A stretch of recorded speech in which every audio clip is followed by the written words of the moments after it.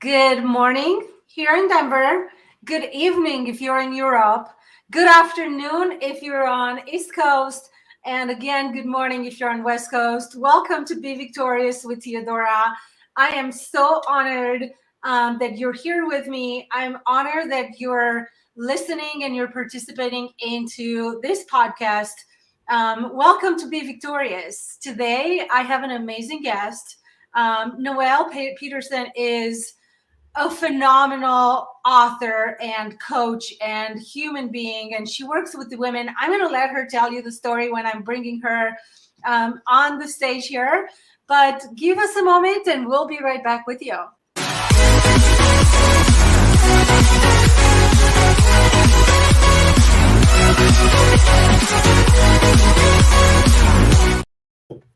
Good morning.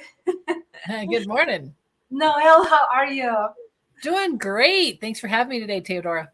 You're welcome. I'm so honored that you're here. I'm so excited to bring you to my audience, to bring you to my friends, my family, to bring you live with me on Be Victorious, because one, we need to learn from you how to be victorious just like you.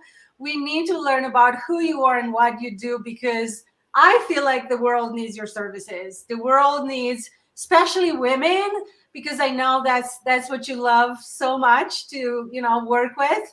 And so I'm very excited for our conversation, and I'm just so honored that you gave me this hour to talk to me live and come share with us who you are and what you do. I am so honored to be here. So you want me to start with a little background? Sure, if you don't mind telling us. I know you were born in Colorado because I read your book. We're gonna talk about the book here in a second, but I know you were born here in Colorado, right? How did Noelle Peterson was it a child? Yeah, so I was born and raised. I am fifth generation Coloradoan. So I was born in Wheat Ridge and grew up around the Denver area for 20 plus years before we moved overseas. And I raised my kids in South America. Okay, well, that's interesting. Yeah. So we became missionaries. My husband was a church planner. We spent a year in Costa Rica learning the language. And then we moved to Bogota, Colombia, where we raised our children. And he helped the local pastors. And I worked in the international school as a teacher aide teacher and the secondary principal. Wow, that's awesome. How long were you there? A total of 10 years. Wow.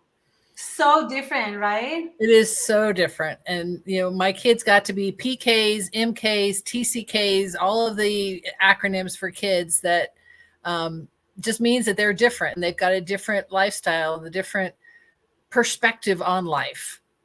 And they got to experience that. And they get to mark white Latinos when they fill out applications because they were raised in Latin America and by the culture. That's awesome. But were they born here in Colorado or my daughter was born in Inglewood, Colorado, and my son was born in San Jose, Costa Rica. So he has dual citizenship. That's awesome. Wow. I didn't know that. That's wow. That's so cool. And so your journey being there, and building and working with children, right? Because you were in school. How was that?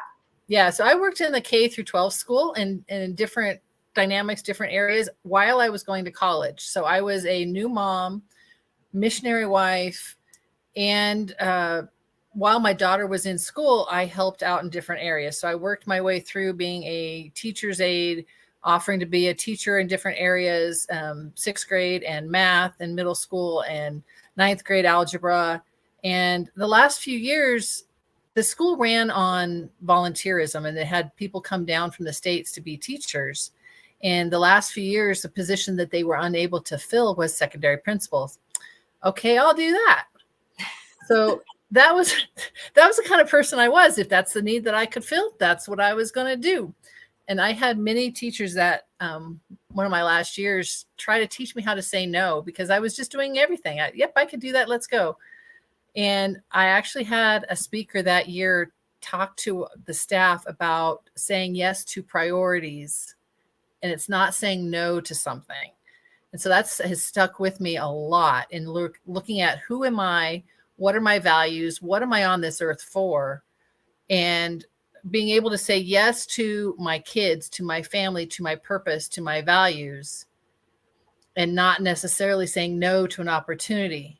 And what I've looked at lately and the way I work with women now is you're not saying no to this opportunity. You're saying yes to you and your priorities and your values. That opportunity might be better off for somebody else. It may not be an opportunity you need to take. So you have to evaluate in the whole picture of things and really look at who you are and what you're supposed to be doing. I love that. I feel, yes, I know that we're living in the world now where everything is just bombarded on us and we have so many things to do all the time, but staying the course and staying true to who we are, it really is the secret, I think, right? Right. I mean, if you think about it, I've been doing a lot of like self-reflection and looking back at what life was like, because like hindsight's 2020, right? And I look back and I was Robert's wife, I was Nikel's mom, I was Russell's mom, I was the principal. I never spent time to figure out who I am. I was a mom and I had all those roles, but that really didn't define who I am. What is my identity? And now that I am in empty nest time frame, it changes things because I don't necessarily call myself a mom 100% of the time anymore. So you have to think about who you are and what that really looks like. So many women find, I'm not there. My daughter's 11. And so I think I have so much to go to be there. I still have to go through the teenage years and, pull my hair through that. But so many women find themselves empty nesters and really struggle with that position. Now what? Right? It is. I actually call my program, okay, now what? Right. And actually it's, okay, that sucked. Now what? Because it's hard.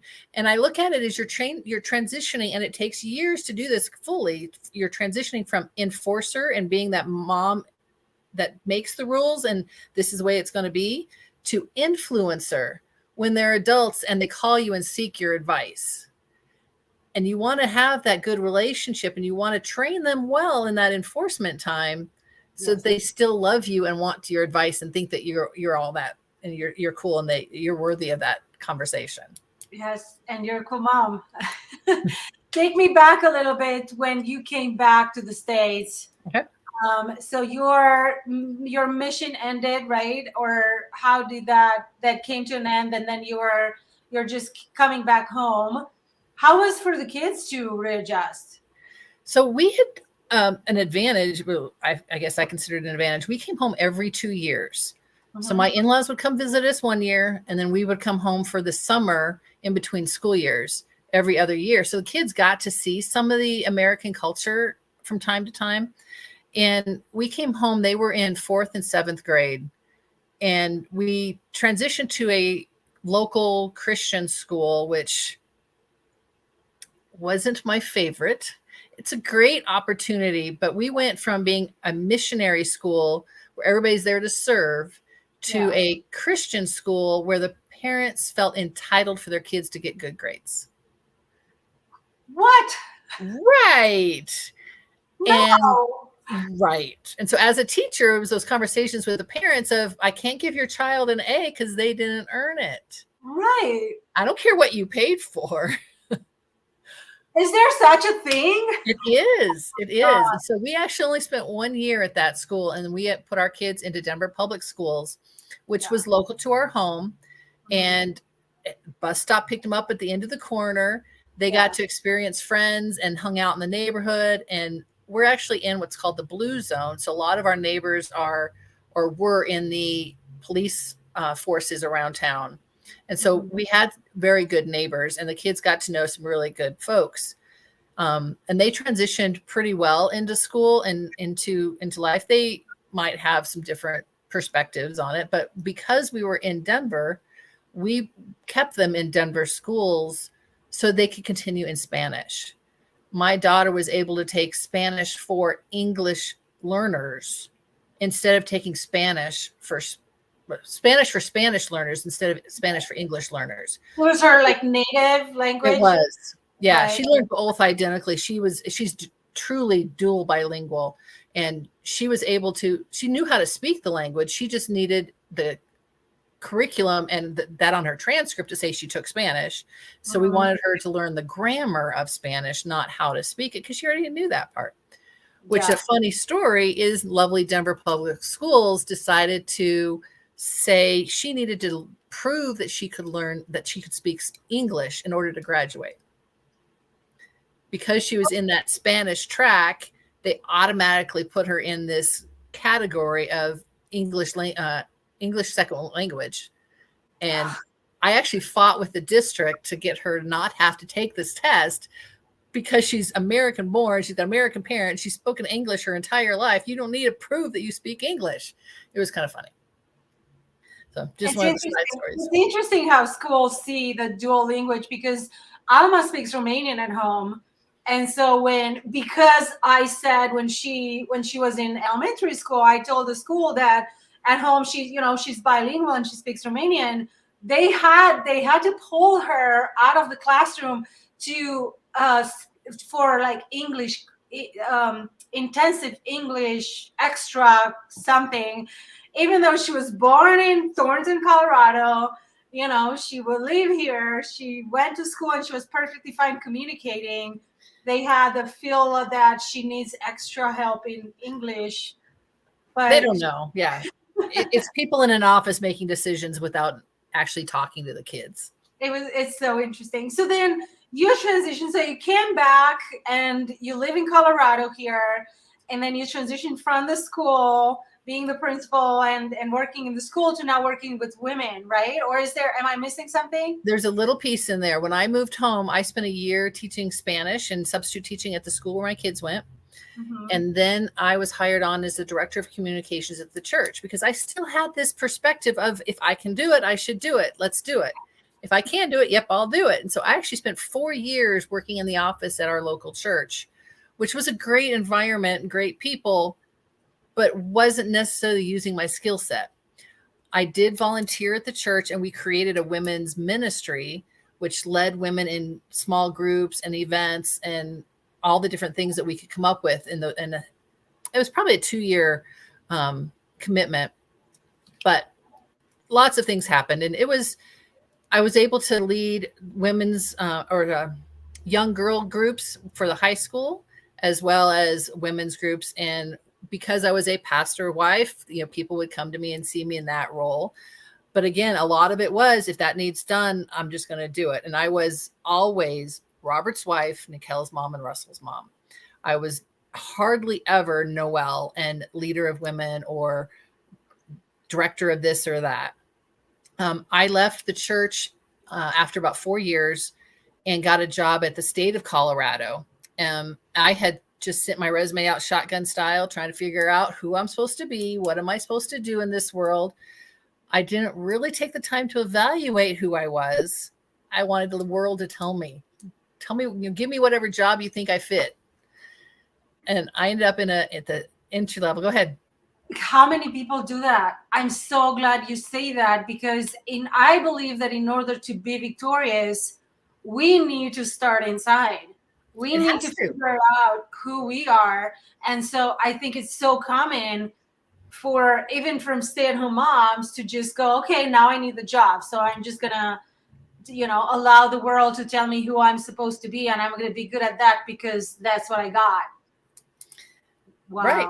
Yeah. I landed it was an entry-level job, and I was able to put my head down into paper for a year and not worry about what others thought or think or plan or do anything else. I actually stuck my nose into the computer, into the paperwork for almost a full year.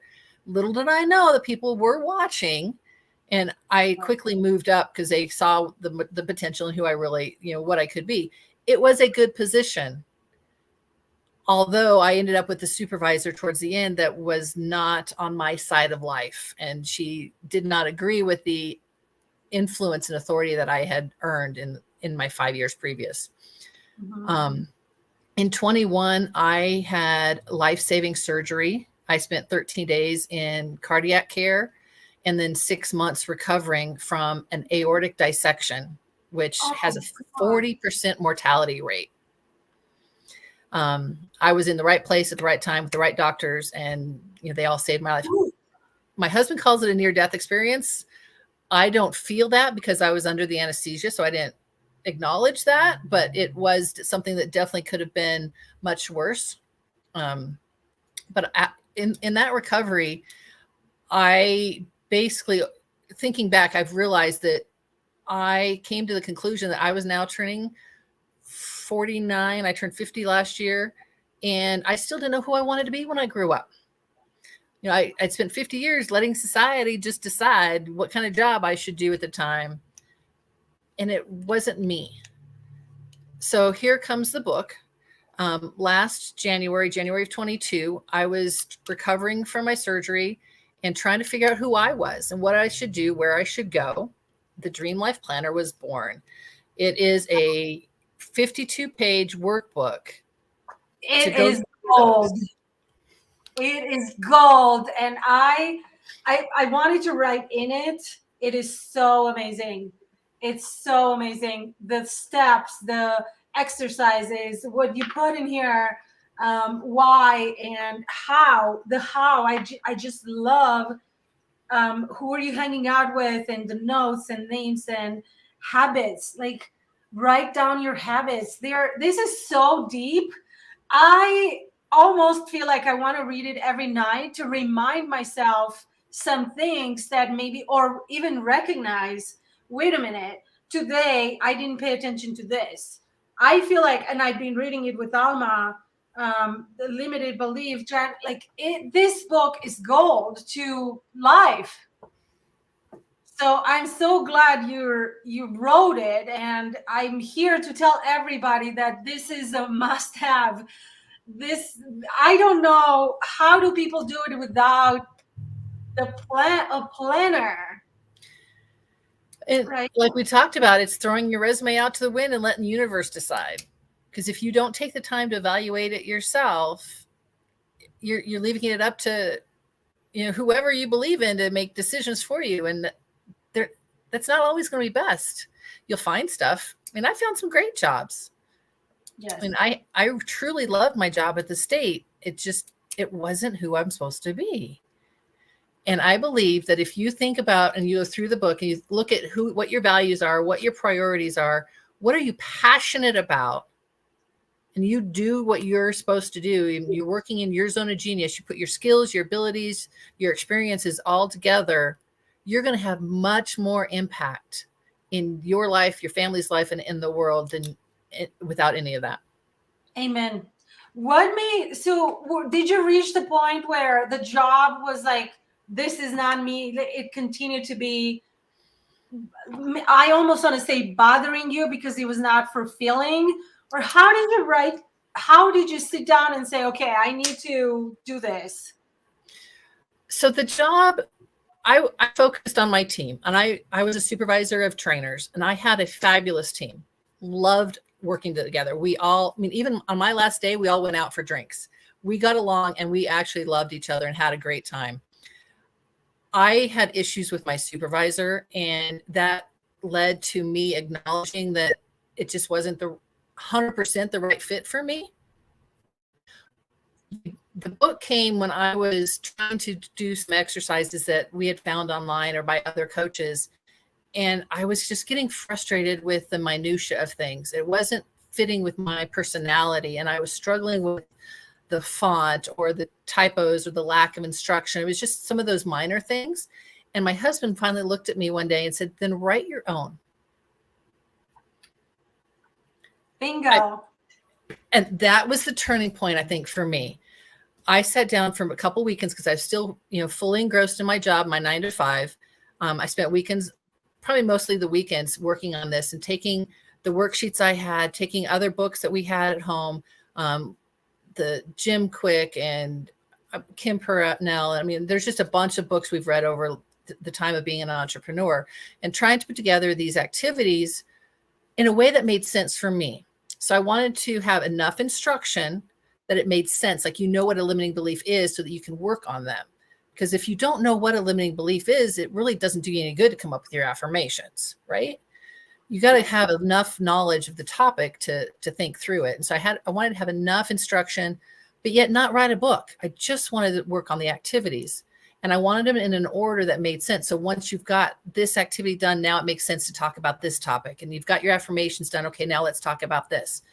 And so it took me a couple weeks, and I got these activities done. Okay, I'm like, all right, good. Printed them out, staple them up. Okay, now I'm done. Turned it into the teacher kind of thought. Now what? I didn't know what to do with it. It didn't make sense. It was like, okay, I'm done. Next task. What's next? Yes. And it was really that my husband wrote a book on being an entrepreneur, and we were working with the publisher to get it printed. And he said, well, let me print yours too. Okay, let's go. I'm okay with that. And we've edited it a little bit over time to make, so it's not just my order of things. It makes sense to multiple people, and that all the instructions kind of make sense. And there's a couple things I would change if I were to reprint it, because it doesn't necessarily have a table of contents to tell you where to go to get to this activity. Because in my mind, you're going to go from front to back. I didn't think it mattered with the table of contents. I don't think we should skip any of the steps in Right? here. You start at the beginning and you go, and if you need to do it again, you do it again. Well, and I will admit that I am very much a systems personality. I like my order of things. I like my bullets, and it needs to have a structure. And I know that not everybody is like that, and people are further along in the process than others. But take it as you will. But I will say, it is not a book you buy on Audible. Right. It's something you have to think about. So you actually should have paper and pen, whether you're writing the book or in a journal or write it again, whatever. But it is something that you should think through. And I'm a very tactile person, and that way I like to write it out. And I don't like writing in books, but I will write on a journal and think through it and actually process through those questions. It's amazing. It's so good. I love everything about it. Move from tired and overwhelmed to free and empowered. So many people need that. So many women, so many mothers, so many workers, so many full-time mothers, single mothers, full-time mothers with a full-time job, with a full-time husband, with full-time kids. It is. And I will say that we as women often take on these roles and think that that's who we are. We don't think about who we are personally. And we just take on these roles that society lays on us, and we absorb them, especially when we first-time moms. For myself, I went from high school to basically married and then having kids a couple years later. And I never took the time. I didn't go to college. I did college online while we were overseas. And there was some of that evaluation then, but it was more, I'm just doing college because it's what you're supposed to do. But for me, I never took the time to think of, what did God put me on this earth for? I spent 48 years thinking I didn't have a story worth talking about. I will say in 1998, I had an experience in a large conference with the thought of, I want to do that someday. I didn't know what that meant. Now it's, I want to be a woman of influence, and I want to be on stage. I want to speak and help other ladies find their passion. But I spent many years just letting life go and never thinking about who I wanted to be. I was always just going with the flow, taking on whatever role. We as women change our names when we get married. We change our names when we get divorced. We change our roles when we have kids, and our identity gets mixed and changes so often over life that who we are kind of gets lost. So I like to ask women, what did you do as a child when you were 12? What is an activity that you enjoyed that you used to do? Are you doing something similar to that now? So for example, for me, I wanted to be a stewardess. I actually tried going to school for travel agent, which when I realized that paying all this money for school was going to get me an entry-level job that I could just go get myself, I kind of left that idea. And then I became married and moved on with what my husband and I were doing. But as a missionary, I traveled. As a missionary wife, a pastor's wife, we got to travel. Right. So I didn't necessarily become a stewardess, but the idea of traveling and being flexible and moving across the world did come to fruition. Right. What did you, Theodore, do you want to do when you were 12, or what did you do as a kid? It's so interesting. I don't know if I remember, because I grew up in Romania and life was a survival game almost. Yeah. So it was more work than play. I don't remember being allowed to play very much because we just work. See, I don't What does know your daughter like to do now?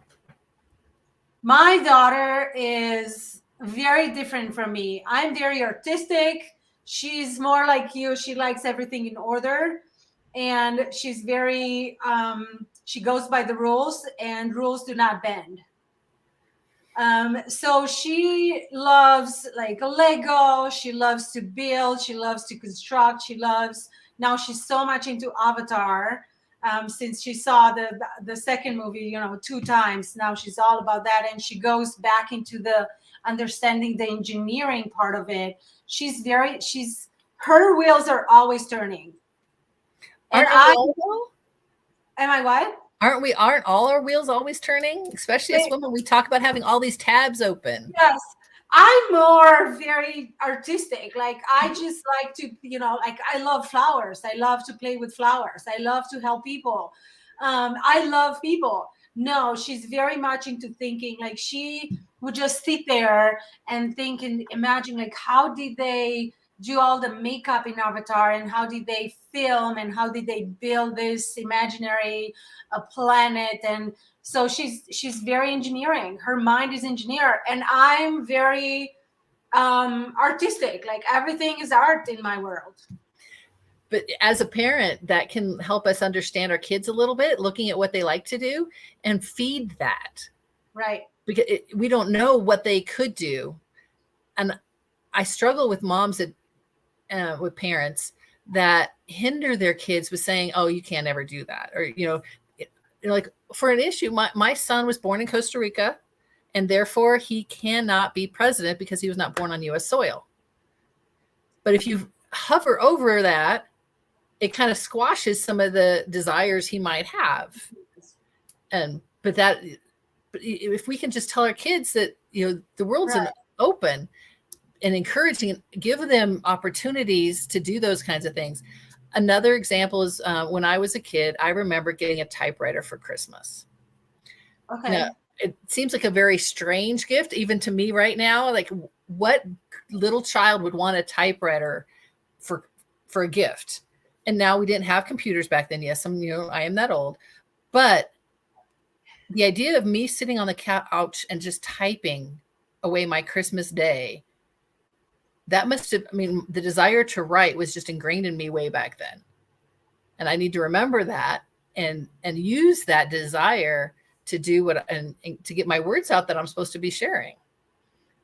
So I think that's part of, what are our values? What are our priorities? What are our passions? We look at the experiences we've had, but also what did we always like to do before the world got a hold of us and put these roles on us and the society just absorbed who we are? What were we like before that? What did we want to do? And this is how we become victorious, figuring that out and learning and having you. So now you're coaching as well, right? Right. Tell us about your daily, like you get to help women. And speaking of that, is this where we can find you? That is. Life. I love the name of your website. Like Add Value to Life is just so powerful. Yeah. So my husband left ministry in 2018 and started a business, and he has grown the coaching business to help entrepreneurs and to get their life back when life gets busy and the business is just overwhelming. Are you talking about me? Because it's all of us, right? Before we went live, I think that's exactly what I said. It's overwhelming. It's busy. The entrepreneur life. So, wow. Okay. It is. So I mean, it's very similar to how I work with women, and it's that we need to figure out who we are, what we're supposed to do, what does our dream life look like, and then design your business or your world around that. We don't like people to talk about someday. Mhm. Someday I'll take my daughter back to Romania. Someday I'm going to go and see my parents. Someday I'm going to get married. Whatever your someday is, why can't it be now? You can build your life to make it happen. And entrepreneurs often build their world and build their business to make that dream come true. But then life gets busy.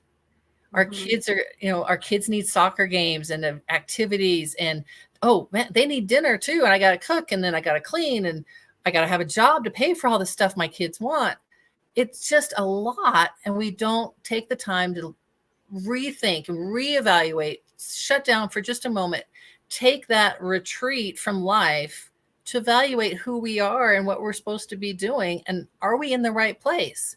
We might take a moment when an opportunity comes up to evaluate if that opportunity is right. But are we evaluating the rest of our world as well? And I joined my husband last year in the coaching realm to help women. My focus is really that the midlife moms, that's who I am, and that's who I connect best with, to find that purpose for themselves, and it's okay to tell your story. I've seen women that are just holding these things in of what life that happened to them, and as soon as they share the story in a small group or on stage or wherever for them, their shoulders just relax. Life is makes sense, but it also helps those in the room because it's easier to tell your story after you share it once. But it's not only that you need to share your story; it's somebody else needs to hear it. And we're in this world together. We might as well work together. Right. Yes, and make the change together so that we can be better and we can be victorious and figure it out. And it's all about being victorious in this world and in this life. You want to make an impact somewhere. It's different for all of us. And I will say we are all unique. We all have different backgrounds. We all have different experiences. We all have different abilities. Even though one of those things might be similar to somebody else, the compilation of them is purely uniquely you. And you have a set thing to do. You are here for a purpose to use those skills and abilities to do something. And it's up to you to find it. A Yes. coach can help you and guide you, keep you accountable, but nobody else is going to do it for you the way you would do it. I love you so much. I love everything you said. It's so true. My goodness. And right now I'm very proud of myself because I didn't used to. I was, one of these people that were just going, going, going, and was kind of lost and kind of allowed, everything to come my way and just go with the flow almost until things happen that were just making you, okay, reevaluate. Okay, this life can come to an end quick. And where have, just like you had that incident, that medical procedure that had to be done, and things were like, holy, where are we and what do we do from here on? And how do we reevaluate what we have done and where are we going? Because being stuck is not fun. No bueno. Shouldn't be no bueno, and we should not be stuck. We should be open to learning and accepting and listening to people that have done it, listening to people that know what they're talking about, and just follow their steps, I mean, follow the plan, dream life. It's right here. well, and I quote in there Jim Rohn, who talks about you are the 5 people that you hang around with. You need to be intentional about your relationships. Now, there are people that we can't get away from. We have like family members and employees that we have to put up with. But you can be intentional about what time you spend with them. Don't go out to dinner or out for drinks with the guy at work that's hindering you. Yeah. Go out with a lady that's going to encourage you. Right. But even with that, we can move across the ocean. You can. I did. I moved to Colombia to raise my kids away from my parents. That was one of the things that worked for me. I did too. Yes, but you're being intentional. I have a friend who has a boyfriend or had a boyfriend, and I just kept and sister. These people were not encouraging her to be her best self. And it's not that you can get away from your sister. It's that you can just choose not to spend every waking moment with her. Right. Be intentional about, okay, if you have to go over there for Thanksgiving, you're going over from 2 to 5, not 10, 12 to 10. Be intentional about who's around you. Those around us are giving us feedback, good and bad, but you have to filter it through the relationship. Are they really there to make you your best self? And those people who are there to encourage you and that are ahead of you in life or above you in position or wherever it is you're at, that are helping you grow, you can feel like a mirror that they're showing you back what you truly are, for good and bad. For me, one of the toughest things to hear is how good I am. When you talk about my book being gold, it encourages me, but it also is kind of fearful. Because no, and especially if it's somebody I know. I've got friends that would say something similar. I'm like, you're just saying that. It's not really true. I'm not just saying that, right? But it's you've got to be able to accept that positive feedback just as much as the negative. Right. I'm not just saying that. It's how I feel. It's true. This is gold. It was gold to me. It is gold to me. Let's talk a little bit about relationships a little more. Okay. I love what you say in the book that, who are your friends? How do we help people that maybe are afraid to live, like to disconnect from an influence from people that are not good for them? For example, I used to work in the grocery store. The atmosphere in the grocery store, in the corporate world, is just negative. Like, they come in that they would never acknowledge a good thing they do, but they would acknowledge 10 bad things that are around. They would never tell you how good you are. They would only point at that you didn't do this, you didn't do that, you didn't do that. So all the pressure is so hard on employees, and so these people live in that, it's like they're unhappy. It's a job. They need the job. They have to have the job. However, when they live and they go home, sometimes they take work with them at home and they're not able to disconnect. And so the relationships they build are just based on that unhappiness. How do we help them get out of that? I think one of the core things that people can do is just be their best self. You have control over yourself and nobody else. You can't change how other people are reacting or responding to a situation, but you can control how you react. And so if something is going negative, one of the things we like to talk about is being grateful. So like if you're on the way to work and you get a flat tire, the temptation is to be negative and blow up and be mad at the car, be mad at the husband because he didn't check it and didn't notice it, whatever the anger is, but it doesn't do anybody any good. Right. Be thankful for AAA, or be thankful for the guy who stops to help you, or be thankful that you had a spare. Find something in the situation to be grateful for so that you can be positive and move forward in it. You have control over yourself. Nobody else is in charge of you. We tell that to our kids, right? And they're not in charge of you as the bullies bug them or whatnot. And we learn to grow and we learn to take on that negativity, but it's really up to us to choose. And in a situation at work, or with bad relationships, if you can become the better person and focus on you, you can not hang out with that other person more. Or if it's somebody that's in the household, maybe they'll absorb what's going on and they'll start to adjust, but you can't be confident. That's not your job. Your job is to be the best you that you can be, period. And whatever that looks like. If that means you need to change jobs, that's one thing, but you also could be the best employee at that horrible job. And that's kind of where I was in some aspects, is be the best you and let let upper management see that you're amazing. Whether they do or not, it's not your problem. That's not what you're doing it for. You're doing it so that you know that you have integrity with yourself and that you are a good person.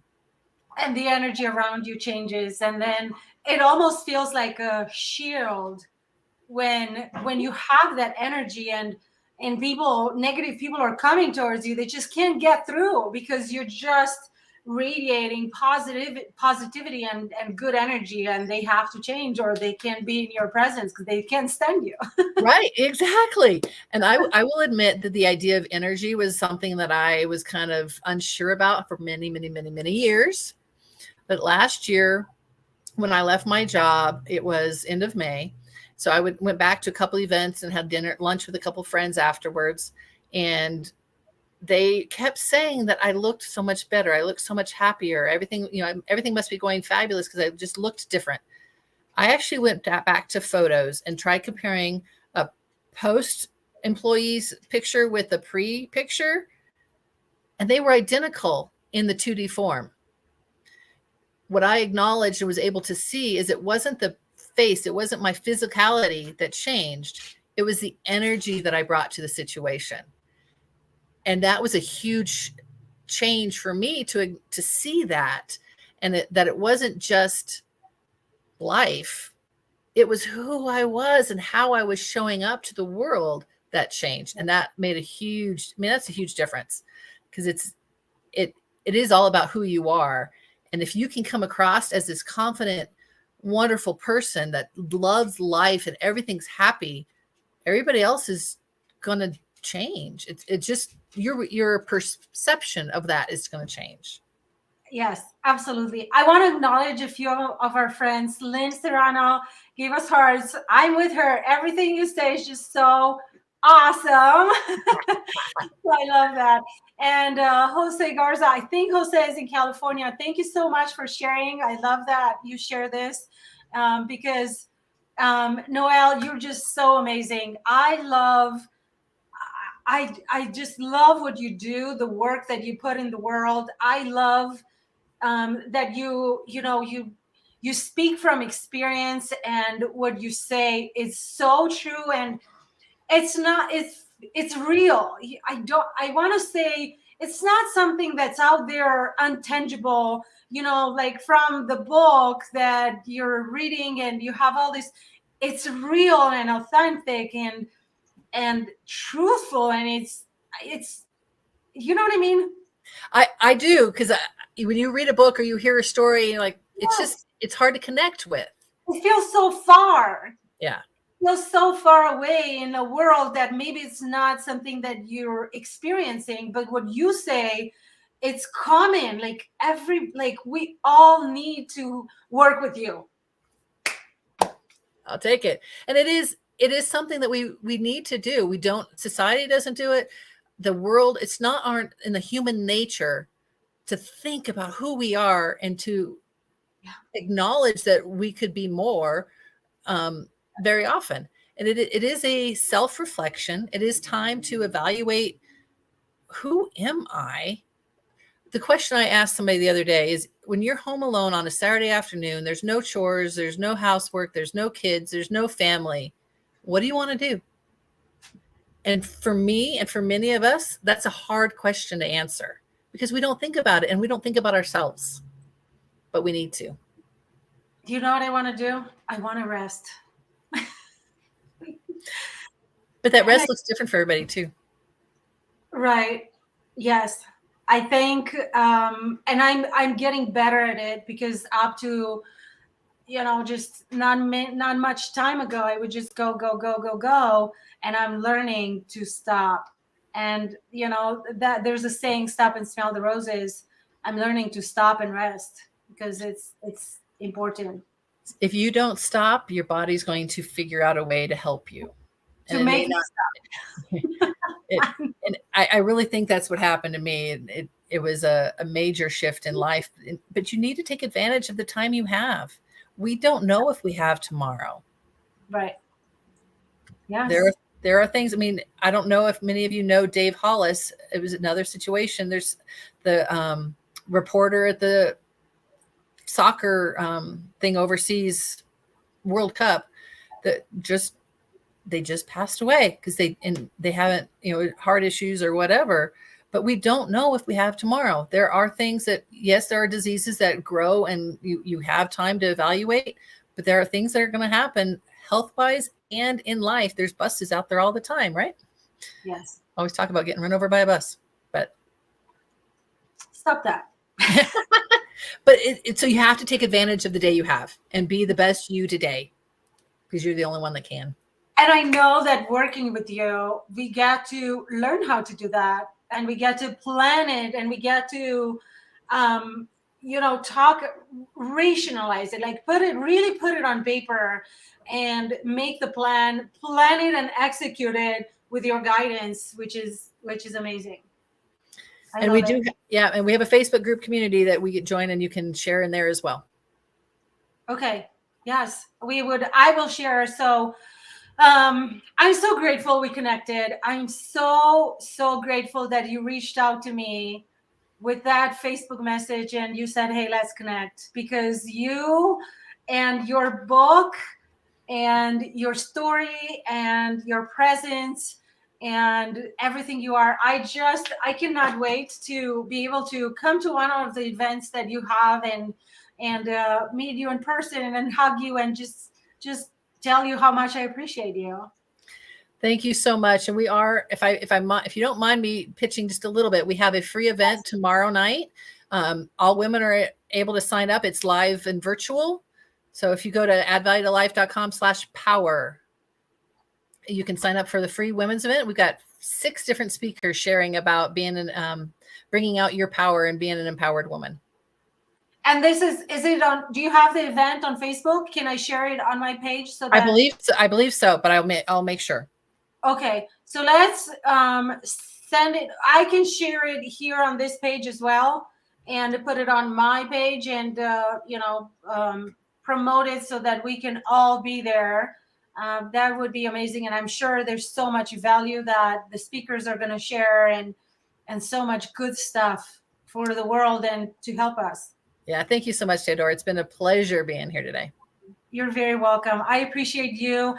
Stay with me for a minute and let me say goodbye. Well, we don't say goodbye. We just say see you next time. And I really appreciate you sharing our life, and I appreciate you being here. And I'll see you next time.